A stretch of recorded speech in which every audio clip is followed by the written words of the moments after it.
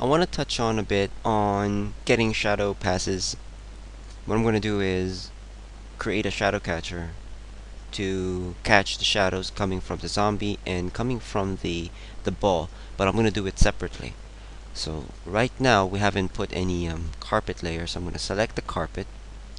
I'm going to add a group for it, or rather I can just use selection create group and it says okay. So I have my carpet here. I'm going to create a render pass from that group. I'm going to put it to bty2. Okay. Now if I render this out, you can see I have the whole, but I still need the shadows. So I plan to do the shadows in comp. So I'll create a shadow catcher for the carpet. So I will duplicate this.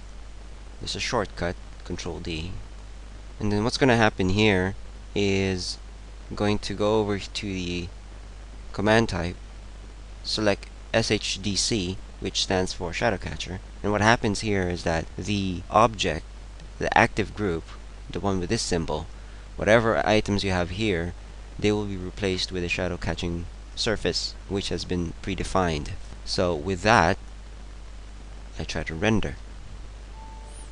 Now when I press M to look at the mat, it's empty, and basically there is no shadow. Of course this has happened because if you select that, there are no associated objects along with it. You still need these objects to be associated so that they can cast shadows onto the main target layer, which is your carpet. So I'm going to add association, and I'm going to render this off.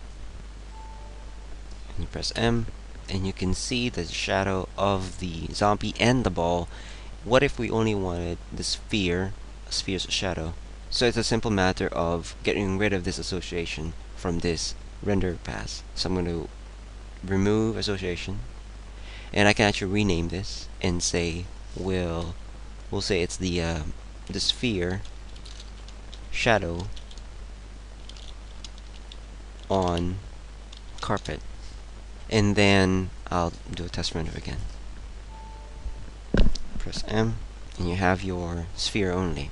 Now I can duplicate this, so I press Ctrl D, and I could remove this association and add this association, and I'll say it's the zombie shadow on carpet. And there we go.